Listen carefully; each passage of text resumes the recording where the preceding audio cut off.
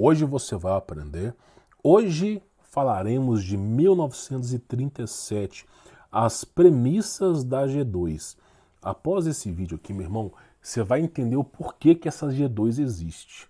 Ah, lá vai ele falar de bigodudo, de ciência. Não, meu irmão, estou falando aqui de ufologia, de cosmologia bíblica, dos maiores segredos que existiram há quase 100 anos atrás e que hoje eu posso falar abertamente. Os segredos mais recentes eu evito falar para não ter problema aqui. Mas os mais antigos, já passou quase 100 anos, eu posso falar aqui tranquilamente, tá? Então, nós iremos falar sobre os monstros que saíram pela abertura de algum portal que não sabemos qual, em 1937. Alguém, de alguma maneira mística e misteriosa, abriu portais em 1937. Não me pergunte quem que era. Eu sei que o Babylon veio 10 anos depois, mas o que esses caras fizeram eu não sei. Mas começou-se a aparecer criaturas estranhas em 1937. Então, hoje eu vou trazer para você essas referências aqui. Mas, claro, antes de iniciar o vídeo, tá? Isso é evidente. Conheça aí, tá? O meu trabalho. Tem links na descrição, tenho certeza que você vai gostar. É o meu contato pessoal, é o meu suporte, eu ensino para você a Red Pill, como se livrar das amarras do sistema. É uma experiência fantástica para a sua vida e é um preço acessível. Vale a pena você conferir, tem um link na descrição. E claro, participe do Telegram, de graça, de grátis, todo o material de apoio que eu faço as minhas aulas aqui, eu disponibilizo gratuitamente no Telegram. É bom você se antenar por lá, porque o YouTube, meu irmão, se eu dependesse do YouTube aqui para divulgar o meu trabalho, meu canal já tinha caído na obscurecência. Meu canal não seria visto por ninguém, tá entendendo? Seria o canal do Noia aqui, só os noiados que iam entrar aqui na vibe. Agora, graças ao Telegram, eu consigo trazer esse conteúdo para as pessoas que têm sede de conhecimento, tá bom? Porque a verdade vos libertará. Esse PDF está disponível lá no Telegram. Bom, vamos lá. O que é importante eu falar aqui para vocês? Eu já trouxe essa aula no meu canal. Esse vídeo foi censurado, tá? Pegou mais de 80 mil de visualização e foi censurado. Ele tomou uma advertência e depois caiu no esquecimento aí do YouTube. Agora, por que esse vídeo foi censurado? Porque eu falei que em 1937 um camponês, um fazendeiro, foi lá e matou um monstro com uma arma. Por exemplo, eu vou falar isso aqui brevemente, tá? Existe uma arma chamada Pump Parará-Pururu Gun, ok? Essa arma, lá em, eu não sei se foi em Texas ou na Flórida, eles usavam essas armas nos lagos para poder matar os pássaros. Então eles iam comer carne, eles caçavam. Nos Estados Unidos a cultura de carne é caça. Boa parte das carnes que vão para a geladeira das pessoas é carne de caça. Então eles têm a cultura de caçar. E nos Estados Unidos, eles desenvolveram uma arma, os fazendeiros, que usava 1 kg de pólvora. Então você vê, por exemplo, uma 9mm, uma 12, usando gramas de pólvora. Os caras usavam 1 kg de pólvora nessa arma. Eles botavam num barco, segurava, regulava ela. Quando passava aquelas centenas de pássaros, eles davam um tiro e todos os pássaros caíam. Por consequência disso, eles conseguiam alimentar o vilarejo inteiro assim. Então foi uma arma bem desenvolvida por eles. Porém, essa arma não tinha problema nenhum com o governo dos Estados Unidos nem nada. Tanto é que nos Estados Unidos é permitido ter lança-míssil, é permitido você ter fuzil, é permitido você ter um monte de coisa. A única arma que é proibida nos Estados Unidos é chamado Pump Parará-Pururu Gun. Por quê? É permitido fuzil, é permitido lança-granada, é permitido um monte de coisa. Por que essa arma é permitida? Porque essa arma matou um gigante. Simples assim. Alguém viu um monstro estranho na floresta, né, com uma certa altura, meteu bala, capotou o bicho, levou esse bicho não sei como para a cidade, fecharam a cidade, isso há 80 anos atrás, 90 anos atrás, fecharam a cidade, os militares pegaram, sumiram com esse monstro e 5 anos depois decretaram que aquele tipo específico de arma seria proibido nos Estados Unidos. Ou seja, os caras têm fuzil, lança-granada lá, mas essa que mata gigante não pode. Tá entendendo? Aí não, é fake news. Que delícia, que delícia.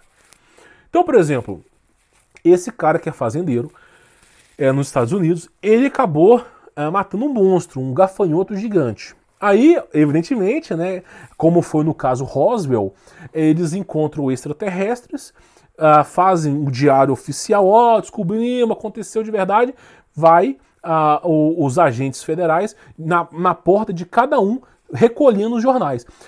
Se o evento de Roswell fosse uma farsa, por que o exército estava na porta de todo mundo, batendo de porta em porta, entrando na casa das pessoas à força para remover o jornal, que estava publicando fotos do evento? Hein? Que delícia! Ah, que delícia! Você está acreditando na ciência atual. Átila Amorim. Ui, falou! Meu Deus! Toma cuidado, seu animal. Toma cuidado. Eu não compactuo com a visão de ninguém aqui, mas uma das coisas que o Visão Libertária fez foi excelente, falando sobre o Átila Amorim. Se o Átila falou, é porque. Se ele tá contra, é porque é bom mesmo. Se a Globo tá contra, é porque é bom mesmo, entendeu? É sempre assim. Esses caras já não tem mais nenhum pingo mais de verdade. Eles sempre fazem o contra. Então o que aconteceu? O cara dizimou o monstro lá. Eles fotografaram, levaram pro jornal. Rapidamente confiscaram o jornal e começaram, após esse evento do cara, a criarem cartões. Olha só essa história, só para eu ter ideia. Em 1937, na cidade de Wisconsin, Estados Unidos, o jornal Tarará Tururu, eu já pesquisei, publicou uma foto de um homem que supostamente teria matado um gafanhoto gigante, né, em sua fazenda. Esse fato repercutiu rapidamente na mídia e dias depois o jornal soltou uma nota dizendo que a nota era falsa. Ou seja, isso chamou a atenção. Aí, dias depois, o jornal falou que era falso. Olha que coisa estranha, né? Alegando que a cidade começou a fazer montagens de cartões de visitas gigantes para trazerem turistas.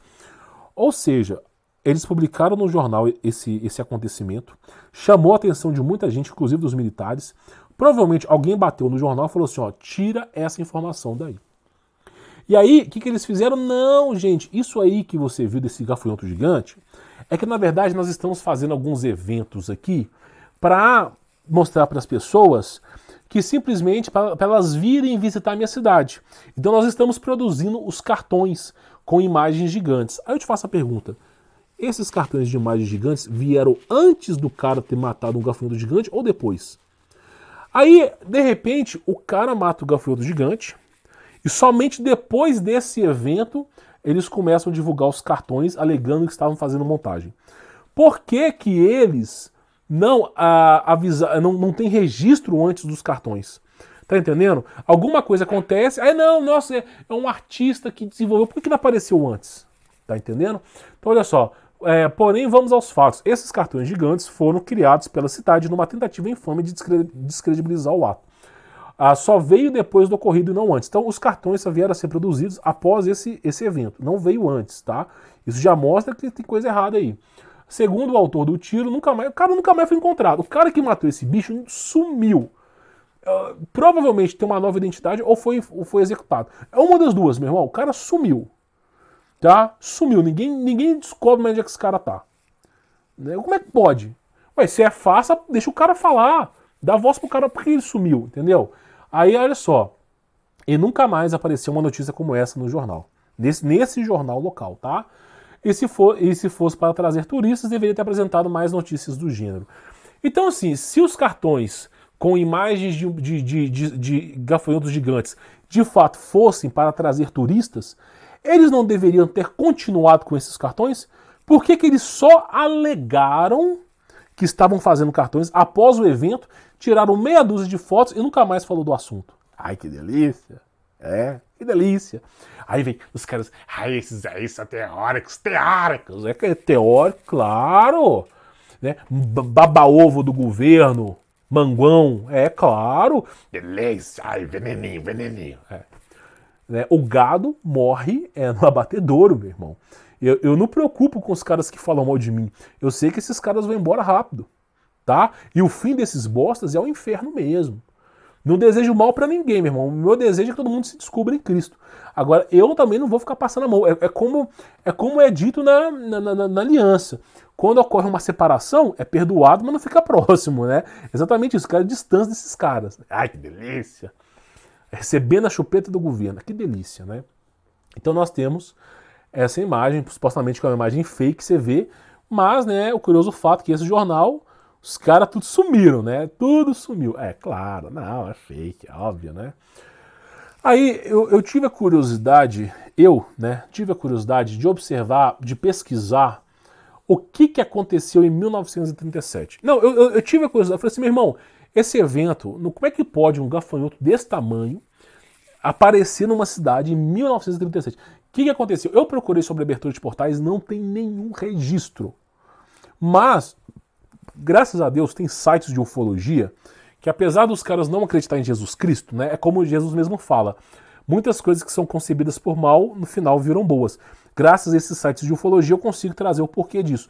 Em 1937, esses seres de Hollow Earth, que eu venho trabalhando aqui com vocês, que eles não são ETs marcianos, são anjos caídos, tentaram dizimar a raça humana. É a guerra entre mundos. E, inclusive, olha só, eu vou explicar para você, tá? Vale lembrar que existe uma teoria que os insetos não foram criados por Deus. Eu preciso dizer duas coisas para vocês aqui, antes de eu me aprofundar. Existem duas teorias. Uma que os legumes não foram criados por Deus e uma que os insetos não foram criados por Deus, mas sim por anjos caídos. De fato, eu não sei. Eu até acredito que possa ser falso a essas teorias. São teorias que vieram do satanismo, tá? Porque eles falam que os legumes foram criados numa tentativa infâmia, né, de trazer alimento para as pessoas, porque eles não queriam que o ser humano comesse carne, porque a carne simplesmente ela fecha o corpo contra demônios. Então muita coisa foi desenvolvida, mas ao mesmo tempo que a carne não pode ser comida, os insetos também são animais extremamente impuros que dão a abertura para isso. Então você vê, o veganismo ele é contra a carne, mas não é contra você comer barata, por exemplo. Né? Que delícia. É claro, porque são pau mandado do grande irmão. Né? Olha só, vamos lá. Então são teorias, hipóteses, tá? Abaddon, que eu venho trazendo aqui para você, é reconhecido como anjo caído, como demônio, tá? Existem culturas que Abaddon é anjo e demônio, mas olha só, Abaddon é reconhecido como destruição. A palavra Abaddon em hebraico é destruição, uma forma extensiva de Apolion. Então, Abaddon, Apolo e Apolião é destruição. Apolião e Apolo é grego-latim, tá? O latim derivou do grego. Então, Apolo, Apolion e Abaddon é a mesma coisa, destruição, tá bom? Por isso que tem Apolo 11, né? Que delícia. Eles estão viajando para a dimensão das trevas, a verdade é essa. E o chefe dos demônios da sétima hierarquia. Então, o Abaddon, além de ser um local, tem um ser que comanda esse local, tá? Muito poderoso. E esse ser ele é reconhecido como o rei dos gafanhotos. Tá percebendo? Que esse ser é tido como o rei do... O ser, olha só, Abaddon é uma dimensão das trevas. Uma dimensão horripilante. Esse ser é tido como o senhor dos insetos e rei dos gafanhotos. E o que é que aparece aqui? Gafanhoto. Ou seja, né, provavelmente da dimensão dele deve ter saído alguma coisa. É uma especulação, tá? Olha só, dos gafanhotos ou gafanhotos demoníacos, tá? Que é biblicamente no Apocalipse que fala desses animais também, né? A literatura rabínica, em algumas lendas, Abaddon é identificado como o reino onde os condenados jazem no fogo e na neve, um dos lugares do inferno que Moisés visitou. Tem uma cultura rabínica que fala que Moisés foi visitar o inferno, tá? Não vou me aprofundar nisso, não sou judeu para te explicar isso aí, mas tem uma cultura deles por trás lá. E diz que Abaddon é o lugar de condenação. E de fato, na Bíblia também fala que Abaddon é um lugar de condenação. Então errado não tá. E o fato de ser fogo e neve é a Divina Comédia de Dante Alighieri. Tá? Que ele fala também que o inferno funciona dessa maneira. Tá?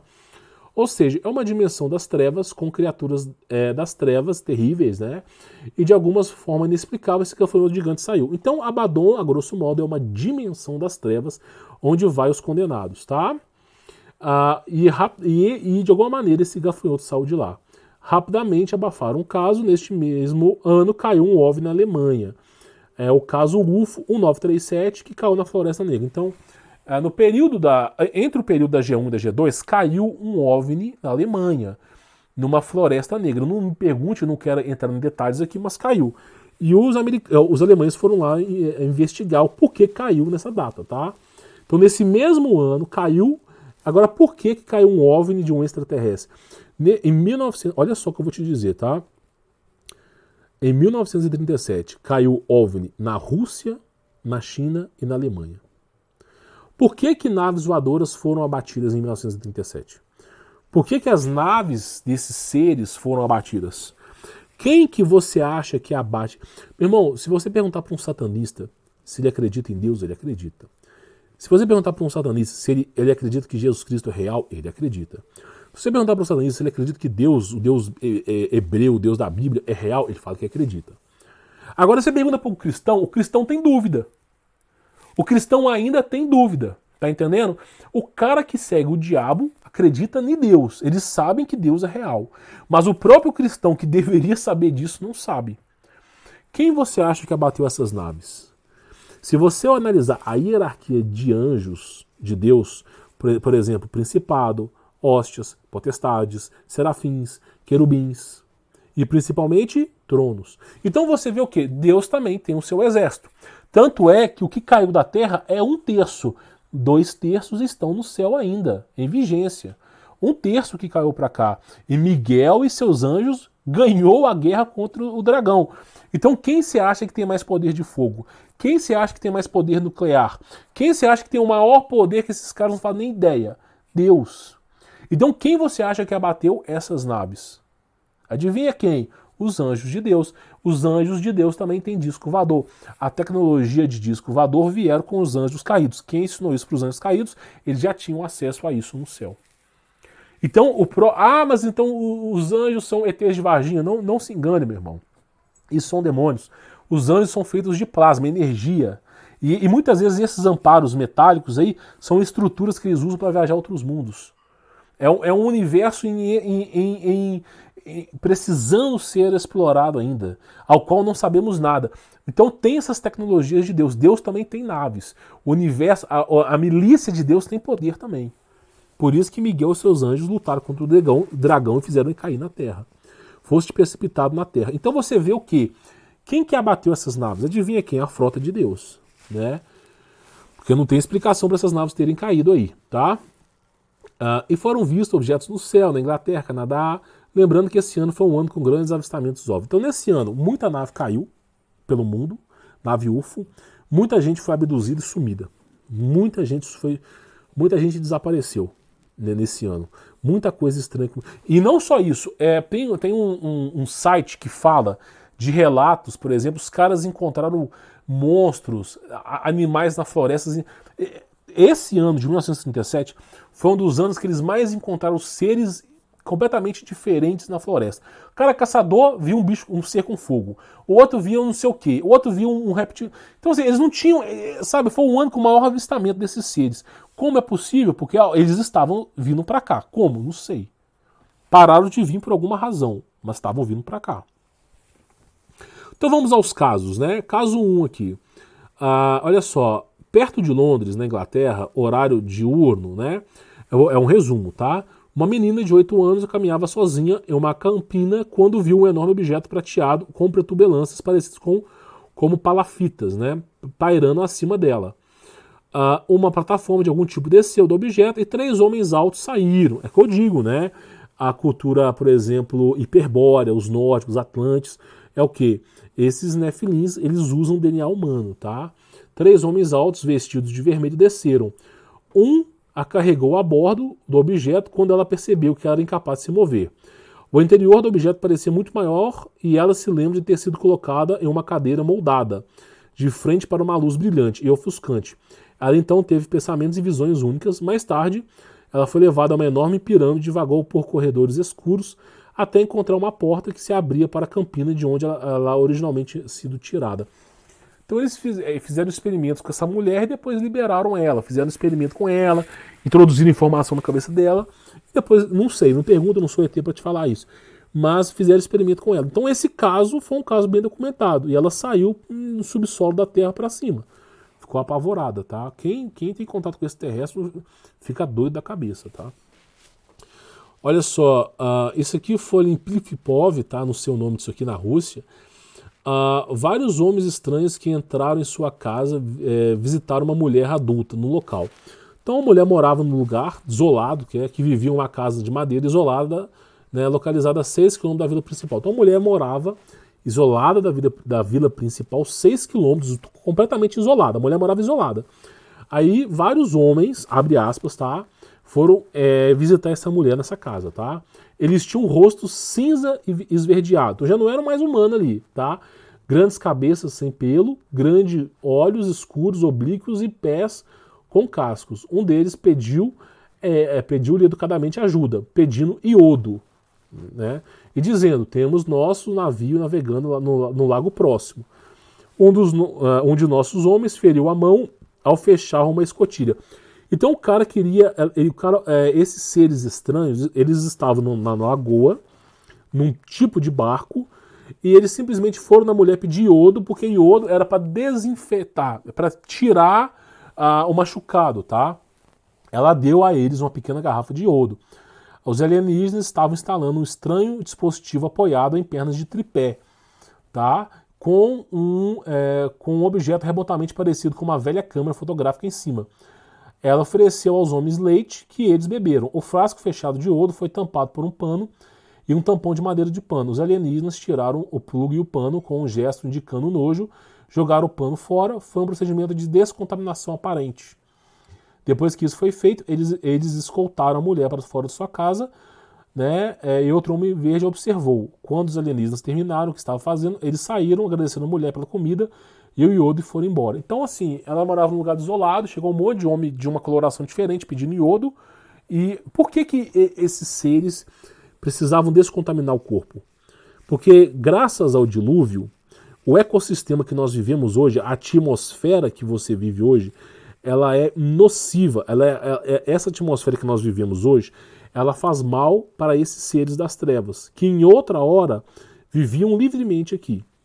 Então Deus gerou o dilúvio, mudou o biofísico da Terra, né, pressão atmosférica, nível de oxigênio, mudou muita coisa, radiação do Sol, e esses seres não conseguem mais suportar essa realidade.